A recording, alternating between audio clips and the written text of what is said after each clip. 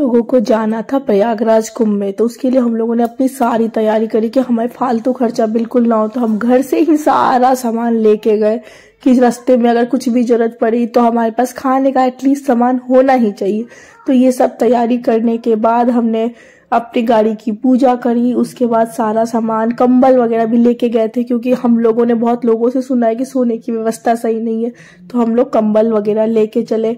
रास्ते में मतलब निकलने से पहले हम लोगों ने पेट्रोल वगैरह सब भरा लिया था। और उसके बाद हमारी एक दीदी है, वो भी हमारे साथ ही कुंभ दर्शन करने के लिए जा रही थी, वो भी रास्ते में मिली। उसके बाद एक और दीदी भी जा रही थी, वो हमें कानपुर में मिली। उसके बाद हम सब लोग एक टीम में, ये देखिए ये दीदी की सासू माँ है जो हमारे साथ जा रही थी कुंभ नहाने के लिए, तो ये भी हमारे साथ जा रही थी। और दूसरी दीदी की वीडियो में आएगी तो मैं जरूर बताऊंगी। और सच बता रही हूँ, इतना जाम था ना, हम लोगों ने आगरा से कुंभ प्रयागराज जाने में कम से कम 12 घंटे लगाए, 12 से 13 घंटे, ये 14 घंटे। हम लोग 1 बजे निकले थे आगरा से और 2:30 बजे के करीब हम लोग एक ऐसे गेट पे खड़े थे प्रयागराज के, जहाँ पे एंट्री अलाउ नहीं थी, सिर्फ वीआईपी पास ही अलाउ था।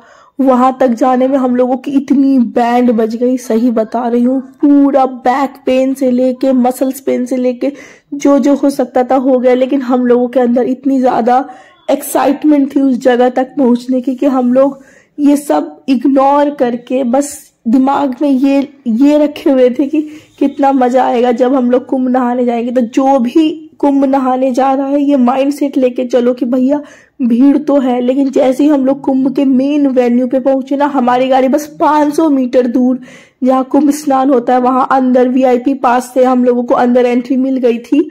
तो वहां पे हम लोगों ने अपनी गाड़ी पार्क करी और बस 500 मीटर से 700 मीटर इतना ही चलना होगा। और इतने लोग आए हुए हैं कुंभ में, इतने लोग आए हुए हैं।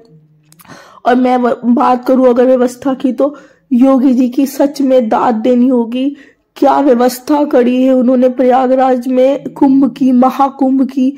बहुत ही अच्छा अरेंजमेंट है। और कुछ चीजें ऊपर नीचे होंगी भैया, 40 करोड़ लोगों ने स्नान कर चुके हैं, तो कुछ व्यवस्थाएं ऊपर नीचे होंगे। आप 100% भी दोगे तो भी कुछ ना कुछ अस्त व्यस्त तो होगा ही। ये महाकुंभ, ये छोटी मोटी, यहाँ देश से नहीं विदेश से भी लोग आ रहे हैं इस कुंभ को स्नान करने के लिए।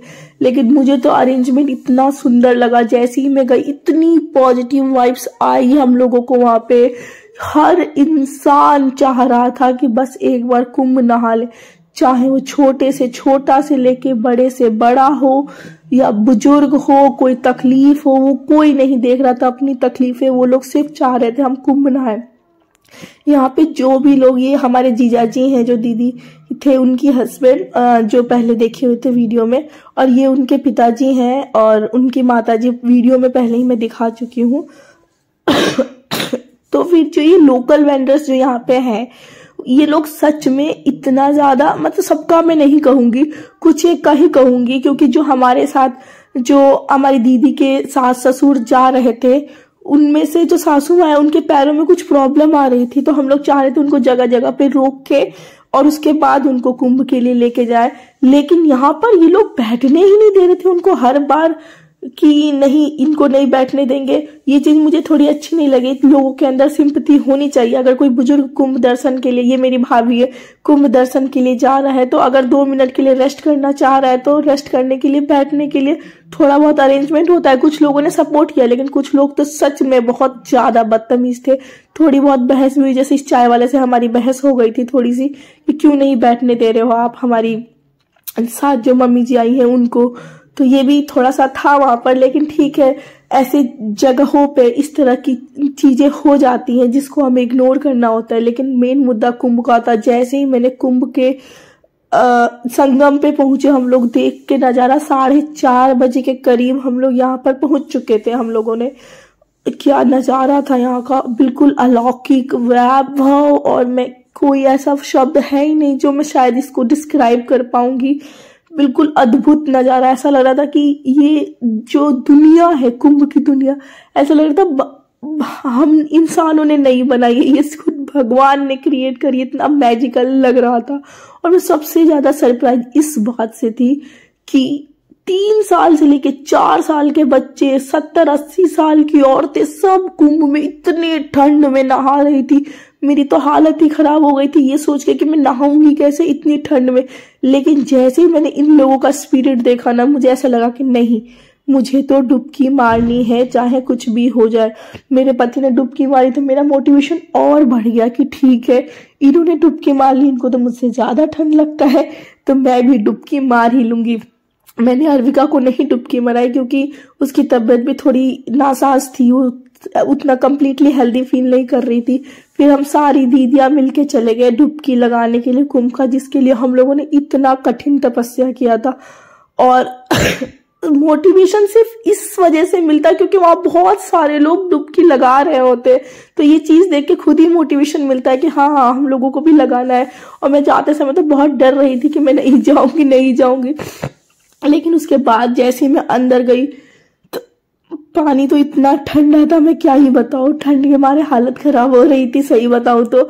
लेकिन मैं गई और जैसे ही मैं गंगा जी के अंदर गई ना, मुझे इतना सुकून मिला। मैंने बोला कि मेरी तबीयत सच में बहुत खराब थी और भी मैं ये वीडियो बना रही हूँ इस समय भी मेरी तबीयत खराब है, लेकिन कुंभ स्नान के समय मेरी इतनी ज्यादा ठंड लग रही थी, इतनी ज्यादा, और डुबकी मारने की तो बिल्कुल भी हिम्मत नहीं हो रही थी।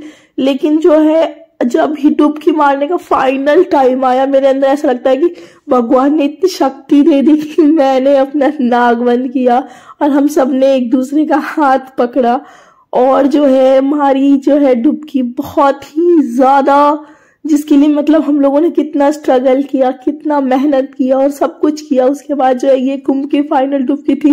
मैं तो गिर गई थी ठंड के मारे यहाँ पे बहुत तेज, लेकिन उसके बाद एक डुबकी मारने के बाद ही मैंने अपने आप को संभाला और उसके बाद मैं नहीं रुकी। मैंने 7 डुबकियां लगाई क्योंकि 7 फेरे शुभ होते, तो मुझे ऐसा लगा कि 7 डुबकियां भी मतलब लगानी चाहिए। तो मैंने 7 डुबकी लगाई फटाफट। मेरी दीदी और मेरी भाभी तो बहुत देर तक, ये दूसरी दीदी भी है जो मेरे साथ हमारे साथ रास्ते में मिली थी, तो फिर उसके बाद जैसी डुबकी लगाई सिंदूर पूजा करके मैं तो भैया चाय पीने लग गई क्योंकि सच में चाय की इतनी ज्यादा जरूरत लग रही थी कि क्या ही मैं बताऊं। फिर उसके बाद हम लोगों ने चाय पिया, उसके बाद सिंदूर, ये देखो सिंदूर, सब लोग वहां पे सिंदूर एक दूसरे को लगा रहे थे और मेरी बेटी तो थ्रू आउट द टाइम सोती रही। और हाँ, कुंभ की एक सबसे जरूरी चीज जो हम लोग अपनी कॉमेडी मूवीज में देखते आए कि कुंभ में सच में लोग बिछड़ते हैं। यहाँ पर एक लेडी 1 घंटे से अनाउंसमेंट कर रही थी, उनके परिवार वालों से बिछड़ गई थी, उसके पास फोन नंबर नहीं, उसके पास फोन नहीं था और वो अनाउंसमेंट करती जा रही थी, उसके फैमिली मेंबर्स आ ही नहीं रहे थे 1 घंटे तक। तो ये सच है कि कुंभ में लोग बिछड़ते हैं। तो आप लोग अपने बच्चों के साथ नेम और कॉन्टेक्ट नंबर तो जरूर रखो जब भी कुंभ जाओ। और रास्ते में तो इतनी अच्छी अच्छी चीजें मिल रही थी, लेकिन हम लोग कुंभ प्रयागराज में ज्यादा देर तक रुके नहीं क्योंकि हम लोगों को एक दिमाग में ये भी डर था कि अगर भीड़ बढ़ गई और सच में ज्यादा भीड़ बढ़ गई तो अर्विका के साथ हम लोग कैसे हैंडल करेंगे। तो हमने बस दर्शन किए और कुंभ एक्सप्लोर करने की बजाय हम लोगों ने वहां पे घूमा नहीं। हम लोग चले गए अपनी गाड़ी के पास क्योंकि हम लोगों को लग रहा था डर भीड़ बढ़ने से, क्योंकि जैसे जैसे दिन गुजर रहा था लोग और आ रहे थे। तो हम लोगों ने 5 बजे तक स्नान करके और अपना जो है बैक टू द कार हम लोग आ गए। दीदी वगैरह सब लोग बहुत हंसी कर रहे थे, मजे कर रहे थे कि हम लोगों ने कुंभ स्नान कर लिया। ये बहुत बड़ी चीज, अचीवमेंट थी हम सब के लिए कि हमने कर दिखाया। और उसके बाद जो है मेरे को कहीं पे थोड़ी सी आग मिली तो मैंने सोचा कैसे भी करके थोड़ा आग देख लूं, उसी में खुशी मिलेगी। ये देखो हालत ऐसी खराब हो गई थी, ऐसे घूम रहे थे हम लोग पूरे कुंभ में, सामान ले करके, चप्पल ले करके, रजाई गद्दा ले करके, सब लोग ऐसे घूम रहे थे कुंभ में। और ये मेरी दीदी जिनकी मैं बात कर रही थी, दूसरी दीदी जिनके साथ हम लोग कुंभ नहाने गए थे, तो 2 दीदियां और भाभी भैया सब लोग एक साथ गए थे। और सच बता रही हूँ, कुंभ जाना तो फैमिली के साथ ही बनता है क्योंकि फैमिली के साथ ही असली मजा आता है कुंभ दर्शन में। तो आप लोग भी जाओ, लेकिन कुछ चीजों का विशेष ध्यान रखना जो मैंने बताई है। मैंने सिंदूर लिया, मैंने कुंभ में कुछ नहीं दिया, मैंने सिंदूर लिया क्योंकि मुझे ऐसा लगता कि जाके मैं सिंदूर किसी और को भी दूंगी, अपने साथ वालों को दूंगी, तो सिंदूर लिया। तो बस 2 चीजों का ध्यान रखना कि माइंडसेट बना के चलो, भीड़ होने वाली है और एक्सप्लोर करना है, जितना एक्सप्लोर करना है करो गाइज। हमारे पास तो ज्यादा एक्सप्लोर करने का समय तो नहीं बोलूंगी, लेकिन हम लोगों ने ज्यादा एक्सप्लोर नहीं किया। आप लोगों को करना है, एक्सप्लोर करो, जाना है जाओ, लेकिन भीड़ है, मुसीबत आएगी, तकलीफ आएगी, लेकिन अगर आपके अंदर आस्था है तो आप उसको ओवरटेक कर सकते हो डेफिनेटली। ये इन्होंने भी कुंभ स्नान कर लिया और ये बच्चा सच में इतना ज्यादा अच्छा है ना, सच बता रही हूँ। इसने दादी को 1 मिनट के लिए भी नहीं छोड़ा, कहीं पर भी हाथ पकड़ के पूरा कुंभ स्नान कराया। तो इस लड़के को सबसे ज्यादा पुण्य मिला इस कुंभ में। Okay guys, bye.